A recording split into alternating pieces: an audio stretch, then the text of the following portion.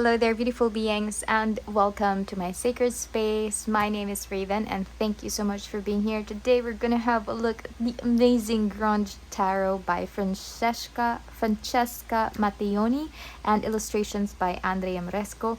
It says tarot wisdom sounds as grunge tunes. I love this image right here. It's so cool. It reminds me of my super childhood.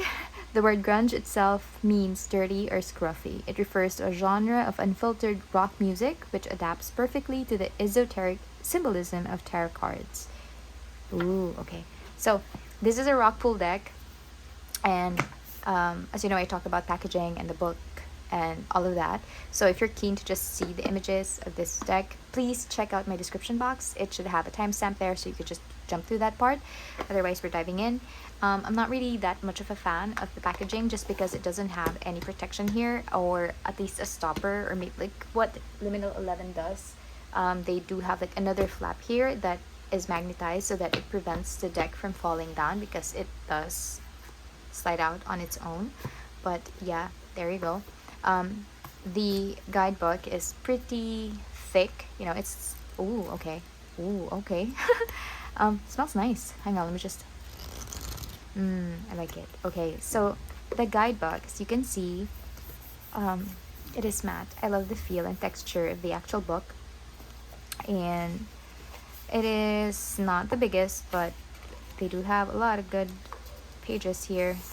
So a total of, ooh, there's also a discography. What? I love it. I love it. I love it. I love it. I'm a huge music fan. So you have a total of 127 pages.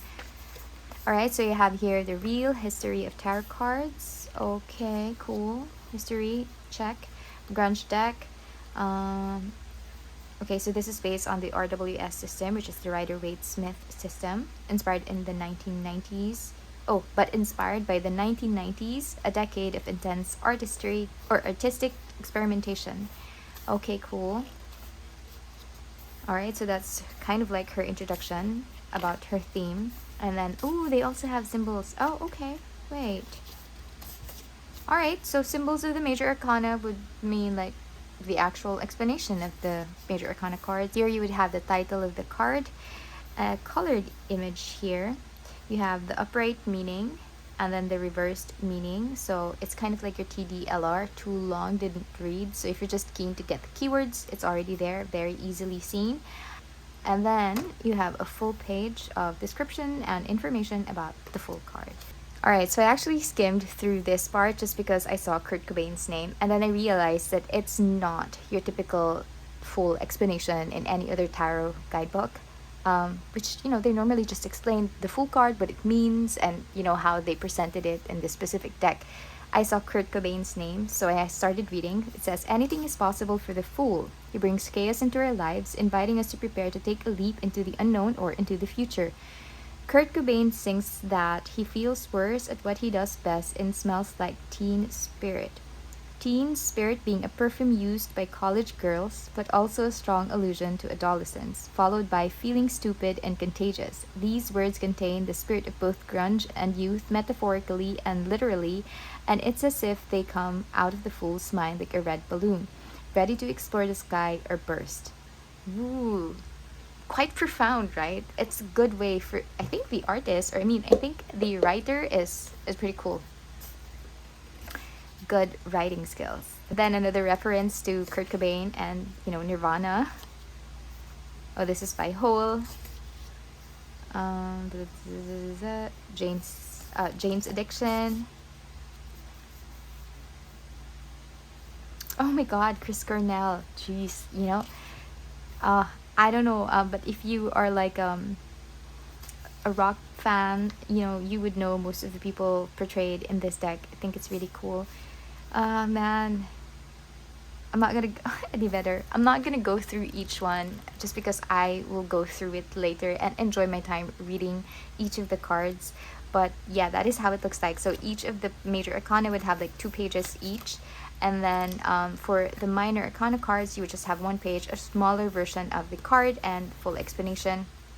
And I do want to show you as well, in this part, you have reading and interpreting the Grunge Tarot, get to know your deck. So in the back, you would have like more information about tarot itself in general, and then creating your own space, how to read the grunge deck. So maybe your spreads, I guess. Yes, I guess. Yes, you have spreads here as well. There you go. And then, oh, this is what I was waiting for, the discography. I think it's really cool that they have that. So you'd have all of the bands that they mentioned or they featured in each of the cards. Pearl Jam, Iggy Pop, a lot of Nirvana here, Soundgarden. Oh my gosh. I hope Smashing. Oh my god, I was just about to say that I hope Smashing Pumpkins is here, and then they. Okay, there. It's there. They're there. So cool, Soundgarden. Ah, man, this is fantastic. Ah, I'm so happy I purchased this deck. I love it already. The guidebook is very, very interesting. So, yes, what a good read. I'll probably read the guidebook with a cold bottle of beer. Okay, so the cards. I am going to show you a typical sized tarot deck, just so that you know the difference. If you're interested to see how it compares to an actual or the regular tarot deck. So here is my Star Seekers Tarot. This deck is, quite bigger. And the finish is quite glossy. Cardstock is actually really good. Sturdy, and it does have some resistance. It is quite big for my hands. It is not edged, but everything seems so smooth. Okay, let's have a look at the images. I'm going to zoom in a little bit so that you can see better. Oopsies. And then we're going to start with the flip through.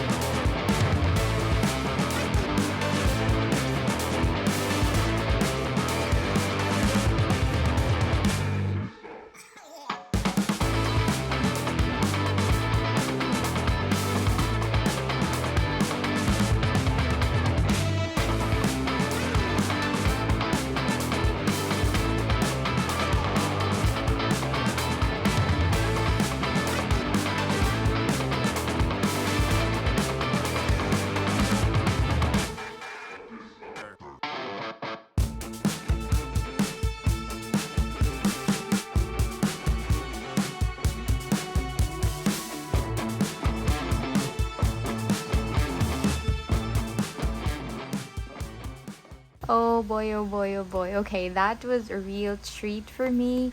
I just have to say this, but some of the images here remind me of Beavis and Butthead just because of the face, or maybe like this guy here. I don't know, he doesn't really look like Beavis nor Butthead, but I don't know, for some reason it just reminds me of the 90s and, back during the time when MTV had really weird cartoons. Um, the colors are so strange, like this green with that orange, but you know how grunge is, right? So you have a lot of purples, you have a lot of greens, and just weird color combinations in this deck. I think the images are drawn really, really nicely. They were able to capture the emotions that's supposed to be conveyed by each of the cards. I love this Eight of Wands right here. Eight of Wands is usually portrayed as, the wands flying in one direction, which signifies action, and then, also communication. And like with this, this person is receiving information through the music. So it's kind of like that. It is very interesting to see, like, how to say that, like the life behind the scenes of like bands and stuff. Okay, like this roadie here, this roadie is already tired and exhausted, but he has to like fix everything after the gig, right? Also the lifestyle. Oh, that's strange. I just noticed that, it's not cut in the middle. Like this part is a lot thicker than the left side. But yes, also the lifestyle of like skater boys and all of that, graffiti and all of that. I think, yeah, this is really interesting. I love it. It's so simple. I somehow feel like the cards or the images here are just so simple, but at the same time, they are RWS inspired, so you still can connect, I guess, the symbolisms of an RWS deck with, you know, these cards. Eight of Swords. This person can't speak. You don't see swords in the card. You have mic, or you have microphones here, but this person isn't able to, speak and able to express themselves, and similar to an Eight of Swords card, you're like blocking yourself. You are the one restricting your own self. Very good representation. Oh my gosh, this is such a beautiful deck. Let me know if you guys are also keen to purchase this one, or if you already have it. I would love to hear your thoughts in the comment section. Five of Pentacles, so cool. Gosh, I am already fawning about this deck. I think this is probably my weirdest deck as of yet, just because of the images and how topsy-turvy everything is. The major arcana cards is so fantastic. But yes, I would love to hear your thoughts, or whether you're interested to purchase in this deck, or maybe if you grew up listening to the same music, or maybe you don't like grunge at all. I don't know. Just converse with me. I do love communicating with you guys. So let's try to shuffle it. Ooh, that's really good. I had to shuffle it like with just this amount because I do have small hands, and I know that I wouldn't be able to shuffle it like the whole deck. So, but I do want to show you how flexible the cards are and how easy it is to riffle shuffle it. I would, of course, usually just shuffle it this way because, my hands are just so freaking small. But yes, shuffles well. And despite the deck size being a little bit taller than the usual, I still am able to shuffle it this way, which is really fantastic. The backing is just so interesting. It's just an eye, and then you have 4 speakers there, so it is completely reversible. And yeah, there you go. That is the Grunge Tarot. Let me know what you guys think. Do you like this deck? I mean, come on. Do you like the references to grunge music? Gosh, this is screaming 90s, and as an 80s baby, I was born in the 80s. And of course, I grew up in the 90s, so I can totally relate to this deck. I think it's just amazing. I love the concept, I love the idea, and I love how they wrote the guidebook. If you enjoyed this video, consider giving this one a thumbs up, or maybe subscribe to my channel for future videos like this. Thank you so much for being here, and see you guys soon. Bye!